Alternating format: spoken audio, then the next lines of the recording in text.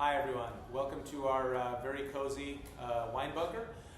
We're here with Vinitaly International and we are ready to discuss Italian wine regions and producers that have the past decade or so started to look again towards traditional methods. I'm going to start off with Chianti Classico. I think a region obviously full of history, rich with history and tradition, that I think for a lot of people, maybe in the 90s started really maybe going off a little bit, using a lot of international varietals. I think in the 80s, the Chianti Classico 2000 project started to refocus, I think, the whole DOCG on Sangiovese again.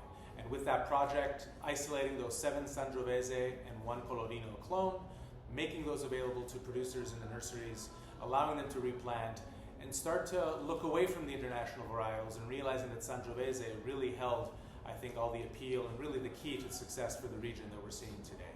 A few producers that come to mind for me are Boggerino in Radda, Carpinetto, Ricasoli as well, that have really turned their backs a little bit on the international varietals and refocused on Sangiovese. Some of the things we're seeing: hand harvesting, natural fermentations, a focus on lower yields, larger cooperage, turning away from the barrique and the new oak or the high toasted oak, and a refocusing on minimal intervention, organic practices, even biodynamic principles, things that really kind of refocus on the indigenous varietal Sangiovese and everything it can offer and how well it does in the unique terroir or terroirs, microclimates of the Chianti Classico region.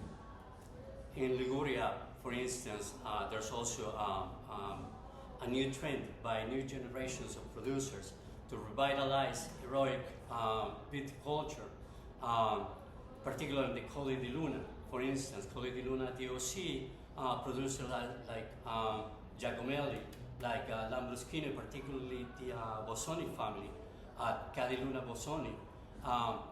They started by replacing the old barrel tanks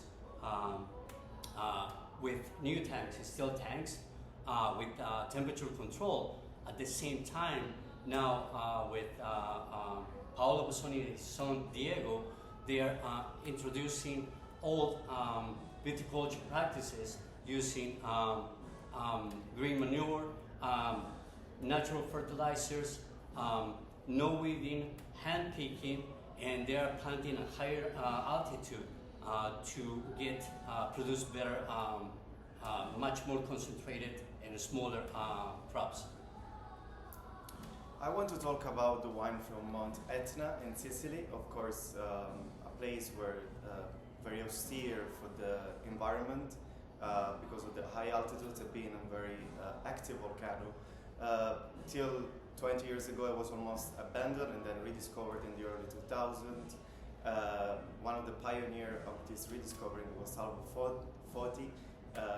By the Vinieris, his winery. They produce outstanding wines, very elegant, and they really went back to the old tradition of the real Etna mountain wines.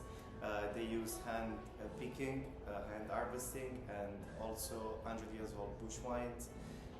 And they also use the palmetto, which was the originally used for making wines from Mount Etna, and now rediscovering without using of any electricity. They produce, of course, biodynamic and organic wine. Very elegant, reminding Nebbiolo, sometimes Burgundy wines. Great for the export and international market. Fantastic. And I'd like to talk about Lugana, which of course has a very, very long history, but for a lot of that history it was more closely associated with Trebbiano. And while the locals considered their particular form of Trebbiano to be unique, it didn't have that reputation widely. It tended to be more neutral and sort of considered to be kind of an innocuous wine.